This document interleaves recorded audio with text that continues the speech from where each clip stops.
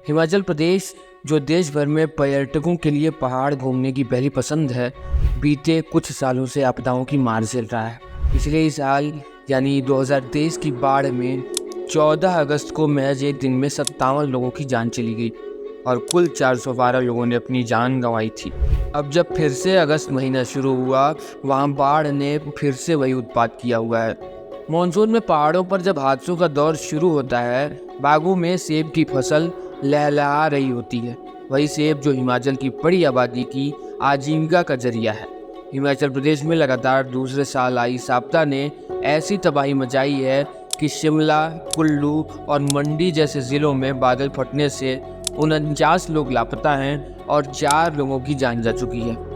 खेती से लेकर इंफ्रास्ट्रक्चर तक भी इस बाढ़ की चपेट में है।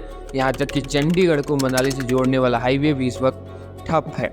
हर साल आ रही इस आपदा का कारण वहाँ के स्थानीय लोग प्रकृति से छेड़छाड़ और क्लाइमेट चेंज को बताते हैं। जो पीछे से फ्लड आया ना जी, उसके साथ भी पेड़ आए, पत्थर आए और उसके रोशन के साथ यहाँ बांध बन गया। बांध से इधर भी इरोजन हो गया, पानी काफ़ी परे तक खेतों तक चले गया और सिल्ट आ गई। बरसात के टाइम बादल फटा था कहीं, तो बादल फटने से 2-3 नदी इकट्ठी चल पड़ी। ट्रिब्यूटरीज थे जो उसकी ब्यास नदी की ट्रिब्यूटरी थी, वो भी ओवरफ्लो होगी और काफ़ी पुल भी ले गई। न्यूज़ पोर्टली की टीम पिछले दिनों कुल्लू में व्यास और पार्वती दिन के संगम स्थल के पास पहुंची थी। ये उजले पेड़ और तबाही पिछले साल आई बाढ़ की निशानी थी।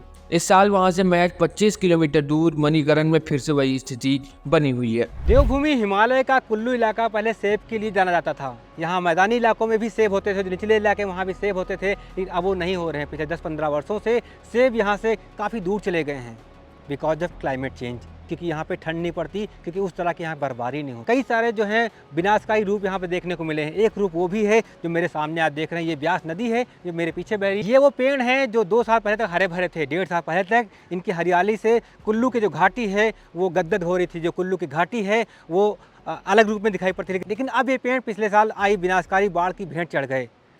ये निशानी है उस बात का कि कितनी भयंकर यहाँ पे प्रलय आई होगी, कितने भयंकर यहाँ पे नुकसान हुआ होगा। जो पिछले साल कुल्लू घाटी में हिमाचल प्रदेश में जो बाढ़ आई थी, उसने भारी नुकसान पहुँचा है। बड़े बड़े पेड़ टूट गए, ऐसे पेड़ चले गए जिनका डायामीटर जो है 5-5, 10-10 मीटर का था।